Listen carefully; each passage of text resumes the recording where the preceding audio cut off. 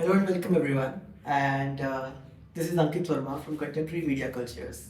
Today in the series of Bangalore and Cinema, we are here with our task 2, that is exhibition spaces in cinema. And for that today, we have some members from Parallel Cinema Club, the founders. And this is Nikhil Waiker, and here is Jeffrey. And hello everyone. Hi. Yeah. So Nikhil, can you please tell me something about yourself first? So I'm doing my master's in physics, and film club mostly grew out as a hobby. And I enjoy watching films and occasionally reading. That's about it. I don't really know what else. And how did this idea of Parallel Cinema Club, really took the journey? So it was rather consequential. We had access to an auditorium in National College Janagar, and a few of us got together and we were watching films over there, and someone put it on Reddit, and people started coming in. And to notify them, we had to make a WhatsApp group and then an Instagram handle, and yeah, it mostly grew out as a consequence. It was not really something we intended. That's really interesting. And Jeffrey, for you?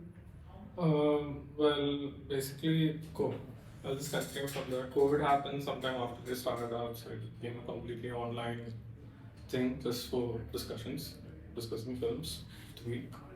So I came across it sometime in August and joined and started volunteering. I also started volunteering on the side. It's really interesting that you mentioned COVID, and I was having conversation with Kritik. Kritik is one of the another organizers here, and Kritik mentioned to me that when he came to Bangalore, particularly, there were not a lot of film clubs around, and he was missing the culture of film clubs, right? And there was a huge decline, and there were stories around the kind of censorship that was going on, especially the Film Society and other film clubs.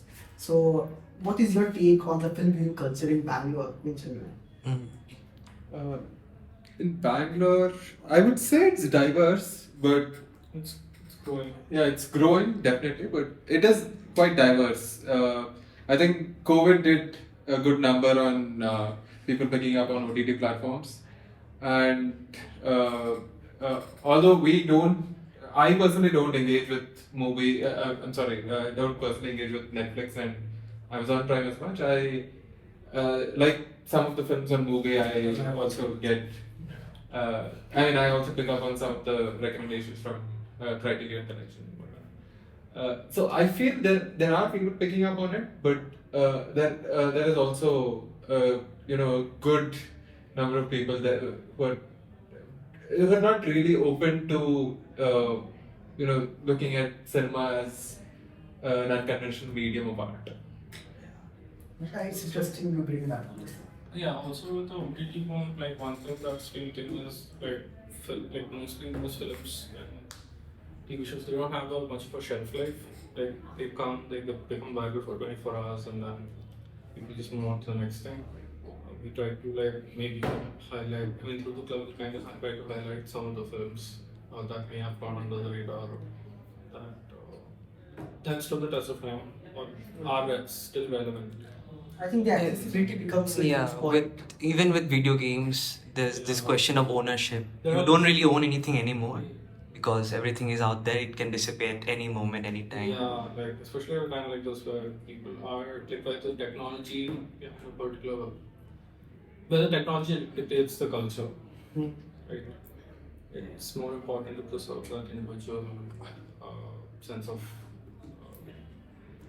I mean, it's interesting you mentioned cinema as art, and I just wanted to come back to the title of the name of the film club, that is Parallel Cinema Club. It's very, specific when it says, like, what you're coming for, like parallel cinema.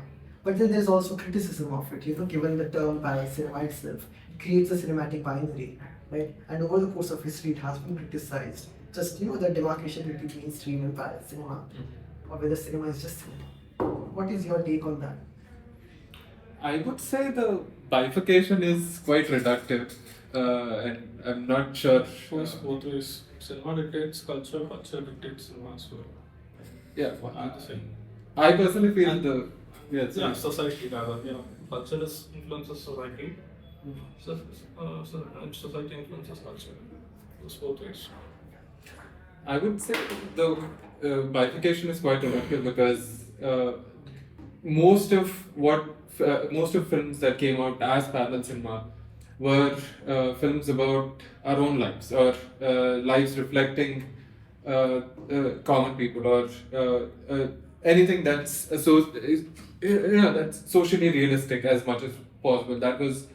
It was made for communicating. It was made for art. It was not made with the intention of making money, or it was not made with the intention of supposedly a commercial success or something. So I don't think the binary or the bifurcation by itself is appropriate. I feel it is quite reductive. Even when I'm thinking about parallel cinema, I think about cinema which stands by itself, which actually somehow moves you, somehow gets you to emote.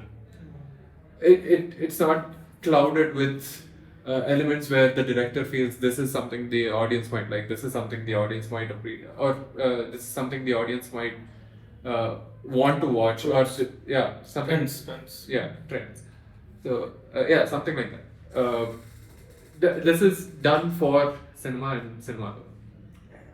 It's interesting you talk about films and the social realism that comes into the picture here. What are your thoughts on the idea of accessibility when it comes to such spaces? Then It's an ongoing topic. Yeah. So Can you elaborate on the question? India has had a very rich film society culture from the 80s onwards, 70s, 80s onwards. I think Satyajit Ray started the very first film society in India back in Kolkata. Sometime after he came back from New York, where he watched, I think, Vertigo or something for the first time. I may be wrong on that, the exact films he watched, but basically, it's okay.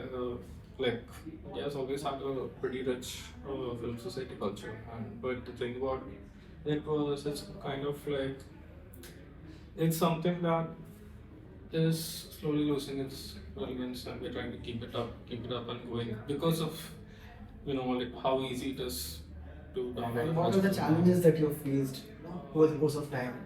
It could be economic, spatial, or logistical challenges. How much do you want to know? How much do you want to tell? Yeah. What are the insights that you can provide on Like ultimately, we like to hold the space for discourse. that? So, like, I think what I've seen the news lately, right? What happened in Hyderabad when the film clubs, one of the film clubs over there. Yeah. The Naam Ke Naam. Naam Ke Naam documentary got in. I mean, we haven't had any issues like that yet, but for us, it's a really, it's about finding a space in the city to. But is there something in the back of your mind that limits you sometimes? What do you keep in mind when you're screening? The do's and don'ts when you're choosing the film to screen. So that used to be the case before, when we used to just make sure that some of the films from the curation are palatable, so that there might be people who might be motivated to pick up on the seemingly difficult films. But I think from the past 1 year, I think 2022, when did we have the Ackerman retrospective? 2022 or 3? Last year, January. Last year, January. So ever since then, we have not held back. We, regardless of how difficult we find. Sometimes it's quite hard to watch films deliberately so that you can get Not deliberately, but I mean, it's not intentional that. Yeah, there are like a few metrics, right? Like how accessible this film is. Like, say today you watch 2 films, what do you think of it? Yeah, this is the second screening that I want. Of course, the question of the hard movies. Yeah. But I think given somebody we study films, so in that regard, I think we are more attuned to such films. So what do you think here, of it? the curation is intended not as a means of just subjecting people to difficult films, but this curation particularly, it's about rethinking and reimagining cinema. So you push yourself and you break the preset definitions of what cinema is supposed to be like. And that is what, on a more ulterior sense, that is what we intend with the film club as well, because we want people to change their perception of convention cinema. Just going back to the question that I gave about accessibility, there is a cinema literate audience usually does frequent such spaces. In that regard, most of the people who are coming to spaces, they already are watching such movies, right? So that kind of We transition. should just cater to them. We don't Yeah. cater specifically. Of course, I know that is not the intention usually behind it, and you cannot control who's coming or not. But then, by design, it happens that it somehow falls into that kind of space, right? What are your future plans? Do you want to change the way some things like you have to be doing? Do you want to throw some new curveballs? Through some new. It's some new curveballs. What? Basically, Curveballs. yeah. What is that supposed to be? Basically, some new ideas in the mix. Something out of the box. Something out of the box. Yeah. So we used to do Q&As earlier with directors. So what we would do is we'd approach that whatever through our contacts, whatever directors we knew who can come and also have a session on the film itself, either that or with historians. We would like to restart that. We have some plans coming up in the mix for that. So with the film club, there are three separate verticals that we are looking at. One is online sessions as well. Yeah. Yes. Those are not down. So there are three separate verticals we are looking at, and one is engaging with cinema. That is what we try to do with the screenings and the discussions. Even with the discussions, we prefer, or at least that has been the core ideology, consequently, of the film club, that films appeal to us personally first, and then academically. So we engage with the film, we think about what it makes us feel, and in retrospect and in thinking about its elemental forms, we think about what this shot did, how it was placed, why it was placed that way, and what did this color do, how did it make me more differently. So considering these elements, we want the audience, we want the members to be more open about making personal connections to these films. And so that's one aspect, that's one vertical. We screen films and we have discussions around it. On the other hand, we also have a blog which we have recently started, and with the blogs we intend to have more mature reviews and film criticism pieces. And that's so. On the other hand, we also want to see if there are filmmakers who would want to feel influenced from these two verticals, because at the end of the day, that is also quite important. It's film criticism, it's watching films, which will eventually lead into some kind of application, and that application should be on the filmmaker's end, and we are hoping that these two verticals would influence them to become better filmmakers. That sounds really interesting. Just one last question, I think, before we sign off. What is that one moment from any film screening that you have had which has stayed with you, or has made a good impression, great impression on you? Any particular film screen? So we had a pretty young attendee for a Simon Day film, and Simon Day is notoriously known for he's notoriously known for slow cinema, and the shots are excruciatingly long. Some of them are 10 to 15 to 25 minutes long, and she sat through it. That practically stood out for me. And she's pretty young. She's in her 10th right now. I can't mention her name, but she's very young, and she was enthusiastic. She was experimental in her head, and she was open to the idea. And at the end of the day, I think that is the kind of patience any cinema would demand. It wants you to be patient. It wants you to engage with it, and you can hate it. You can definitely hate it. I hate a lot of films. So you can definitely hate it, but the point is engaging with it. Jeffrey, I think it's the idea of community. I started out attending the online sessions and also it was during a time where a lot of such spaces didn't really exist, like what they were torn down or stopped because of the pandemic. So yeah, for me, the idea of having a community is what really guys me here. I think there was one time where just two of us showed up and we ended up talking about the film was from Naruda. No, it was like a Pablo. Pablo Neruda का एक film था. No, Neruda is the name of the film. Neruda is the name of the film, but it's like a fiction, half biopic kind of a film. It's a crime caper where the guy on the chase is Neruda and the guy chasing him is like one of his characters. Yeah. So basically, just two of us turned up. So we ended up talking about it for like 3 hours. That's what I get a kick out of. Right, but just talking about films, like two friends and all. And that's what it's about. Yeah. So thank you guys. Thanks for joining us and thanks for this wonderful conversation. Yeah, thank you. Hoping to very much. Hoping to be here.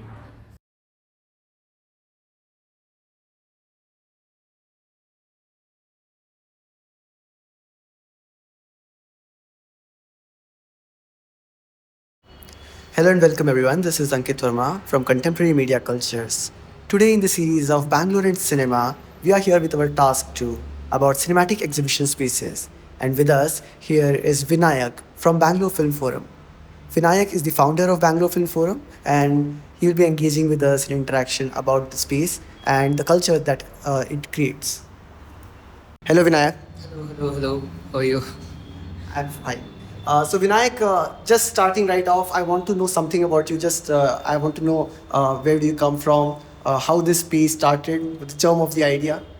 Hello, everyone. My name is Vinayak Bhat, and I'm from Bangalore itself. But my parents are from like coastal Karnataka, but I was born and brought up here. And like a lot of people in Bangalore, I did engineering as well, and I studied engineering and I worked for an IT company for 4 years. But my interests were in film, and I eventually moved to the sort of film industry, and I've been working at a company as an associate editor and associate cinematographer for like 4 years.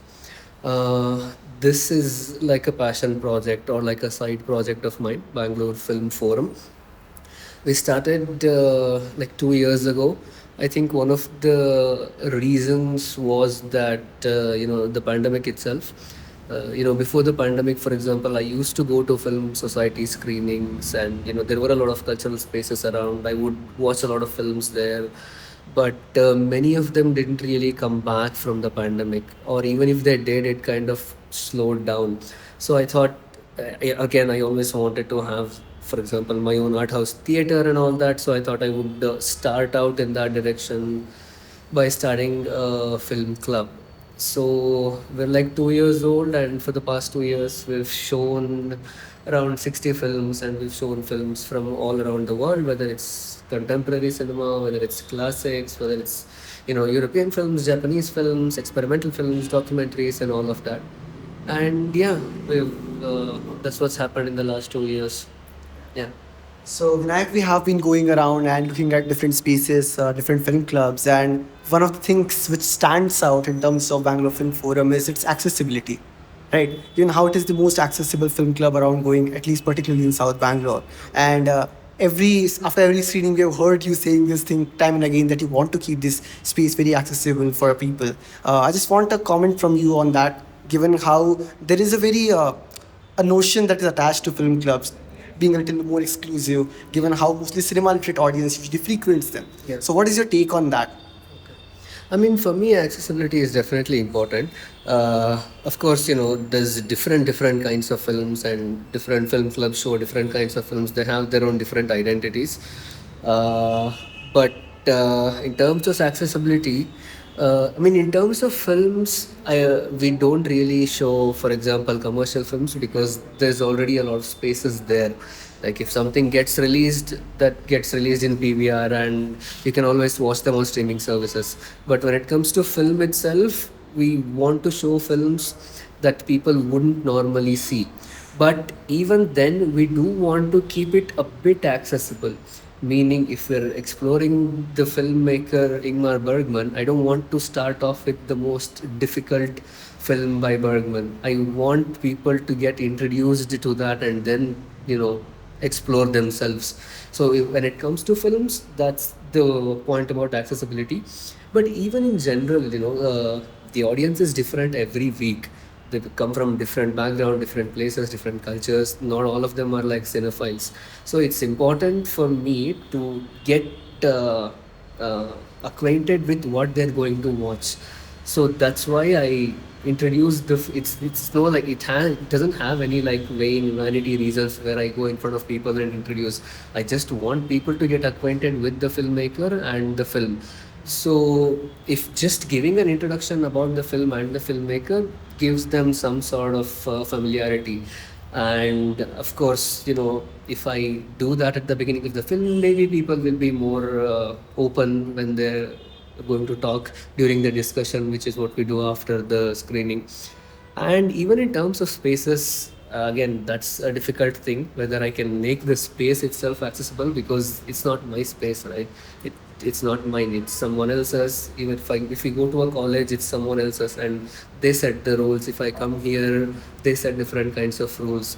So in terms of space, it's very difficult to make it like really accessible, but we can do it in terms of people and films. If it was my space, it would be slightly different. But yeah. Coming back to the question of space again, you used to do it in your old office before, and then you shifted it to Cleveland's Barista. And I know there has been a lot of support here as well. So I just want to know what are the challenges that you have come across, maybe spatial, logistical, economic, that have been, gone into making this film club. I mean, with spaces is always a challenge. It's not just for me. And if anyone who is on like any sort of like a cultural endeavor will eventually face the problem of where do I do it and why do I do it there. So it's not just my problem. But in terms of space, it's difficult to find a lot of cultural spaces that's open to film screenings, that's open to niche film screenings on like a weekly basis. So again, at the end of the day, it's just like a matter of money, of approach to so many of them, because they also run it. They're also financial. They also have their own financial problems. If I pay for it, it works out, but I don't have the bandwidth to pay for it at this point in time. But yeah, ideally, we would want our own small theater, or a small theater we can have enough money to rent out a small theater on a weekly basis for something like this. But yeah, all of those spaces were slightly different from one another. Another thing Answer your question. Yeah, you did. Yeah, just going on away from that, like I wanted to ask you the do's and don'ts that you usually follow when you're choosing a film. Are there any limitations, that comes when you're trying to choose a film or what to screen? Okay. I don't think there are many like don'ts. Not really. There's not that many restrictions. I've been pretty free with whatever I want to pick. But with picking films, I've always gone back to the accessibility bit also. It's not always showing the most difficult film and having people sit through the difficult thing. And anyway, so I've tried to make selection based on the accessibility as well. But I don't think there's any do's and don'ts. Do's are, of course, we're not in the realm of commercial cinema. We're in the realm of art house cinema, and we do want to keep showing that. And we're not going to go away from art house cinema. There's no reason for us to show commercial cinema at all, because I think it was like Ethan Hawke who said there's two kinds of films. One is people make films because they want to cash in on some idea, and there is films that people put their heart into, and those are the kind of films that we want to show. And of course, there is this essential film part of it, and there is this historical perspective that you have to take because we do see that even though films were made 50, 60, 70 years ago, they're still like politically relevant, culturally relevant. So you sort of try to make space for that. Yeah. When you say the word art house in that regard, I've seen that you've been very consistent about this fact, and it is there on your social media as well. The word art house itself, creates this kind of image that comes that very serious cinema, and there is a certain aesthetic attached to it. Yeah. So in that regard, usually people who are into massy cinema or the commercial kind of cinema, they would usually stay away from that kind of thing. I just want to know that are are there or should there be any such aesthetics of watching art house films, particularly? Should there be? Any such aesthetics for watching films in that regard? Does the film screening cater to any of that? That's very clear, right? We know that these are the kind of films that we're going to show because one, there is nobody else doing this that and on a weekly basis. Of course, there are. I know it's not like very only people. There are a few other people doing this, so we know that it's like the most important thing. And again, it's like having a popcorn versus having a vegetable. Popcorn, having popcorn is fun, and you can have popcorn once a week, but you need sustenance and you need meat and vegetable for that, and that's what it's a bad analogy, but that's what this is. This is something that kind of changes or gives something to your psyche rather than just like a dopamine hit. That's what we're all addicted to these days anyway, right? Every time you go watch a film in a PVR, it's that you feel fun and you forget everything else. But with this, it's slightly different, and this is also important. It's like having protein. Yeah. That's the reason Yeah. why I keep coming to this. Another thing that I wanted to ask you was the film viewing culture in general. Given how you have you have had so many screenings around 60 movies that you talked about, right? And with so many screenings, so many responses, you have had so many discussions around after every screening. There is a certain kind of film viewing culture that develops. And given your film club itself, the Bangalore Film Forum, so there is Bangalore in it. How do you cater to that kind of idea of whole city, Bangalore in general? How do you bring that element into the film club? Bangalore is like a massive city and it's very, very diverse, right? 30 people come to the screening every week, but there's like 1.5 crore people in Bangalore. So this is like the smallest thing that imaginable. Bangalore should have like one art house theater or a film club in like different areas. Like people from Malleshwaram, they can't come to our screenings on a daily basis. So even for a city like Bangalore, this is really like not enough. You have to have at least 5 to 10. And we have seen that Bangalore is like sort of perceptive to art, perceptive to culture, perceptive to changes in politics and all of that.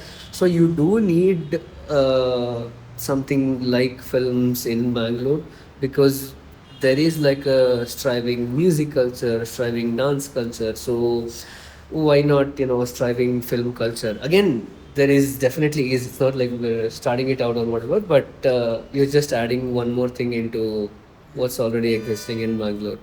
You mentioned different cultures here, the music culture, the dance culture, and there is certain intersection that happens with it. And we can see that here as well, right? I remember the last screening I came here and a gentleman was, doodling and just sketching the scenes out of your films. And there are this place itself, let's say talk about Cleveworks Barista, and so many fine art students or artists do come here and frequent the screenings also on the course of that. So there is a certain kind of culture that comes here in terms of screenings, which is not in the traditional way how film clubs operate, where you come to a film club, you are watching a movie, but beyond that there's a traditional beyond the traditional use, there are other things that also happen in that kind of space and a new discourse emerges.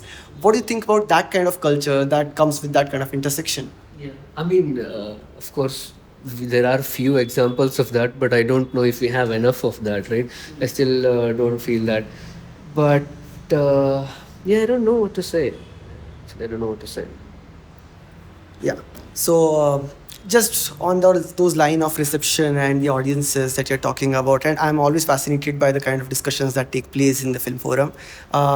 Has there been any moment from any screening particularly that has really left a impression on you, great lasting impression that you can yeah. Okay. See, I forgot to tell you this in the initial bit. So it started in my house in like 2021. It started like in my house. I started curating. I called my friends and they used to come and we would discuss and all of that. So anything that has happened beyond that has been I've been incredibly grateful for that. started in my house, and now we're here, and I'm grateful. So like there's like 100 moments that I'm really really glad about. Even the first screening, like Shivan is here, right? She was the first person to come to our screening, and it's 2.5 years later, and she still comes regularly. And again, my moments definite, because I'm like a film nerd. My moment always goes back to film, or what kind of film that we showed. We showed this film called All the Beauty and the Bloodshed. It's like it was. Oh, he was there. Okay, okay. That's like a very memorable screening for me for whatever reason. Again, a lot. I wasn't sure how people would react. A lot of them loved it, and the fact that we had gotten in touch with the filmmakers and the producers, they said, "Okay, you know." They said, "Yeah, you can go ahead and screen it." That was one of our first official screenings, and it made me really happy that it was just nominated for an Oscar like 3, 4, 5 months ago, and they were okay with us showing it. So all of that and people's reaction, and just seeing how people reacted to something that I really loved, that's always like a great thing. And like there's like 20 films like that. Yeah. So yeah. I think it was a very memorable screening because I was there, and I remember the kind of discussion that ensued after that. And in that series, I've seen that you have had many independent filmmakers before, and you have been planning on these kind of things. So I just want to ask the kind of future that you look for Bangalore Film Forum, and some things which are in plans. Okay. What are some of those things? I mean, see, we've shown we've only had like one official screening where filmmaker was also with us. That's only happened once out of the 60 things. That is something that we want to keep doing, because we want to bring in more local filmmakers, more Indian filmmakers, more contemporary filmmakers with contemporary issues, films, the independent films that were like made this year, last year, but they haven't gotten a release. They don't are not accessible to mainstream audience and all that. We want to tap into that more often, and we want to show that more often. But again, all of that involves money, and which is always the challenge. But we want to keep doing what we're doing, and we want to focus more on local filmmakers and Indian filmmakers, and we want to sort of diversify the kind of films that we're showing also.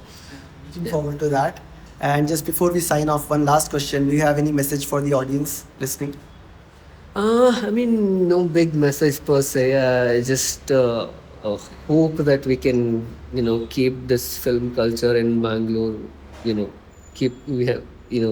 moving forward. Whether it's with Bangalore Film Forum or not, that's not the question. But films are like really, really important to me, and I hope that it stays relevant in the culture. This is outside of Bangalore Film Forum.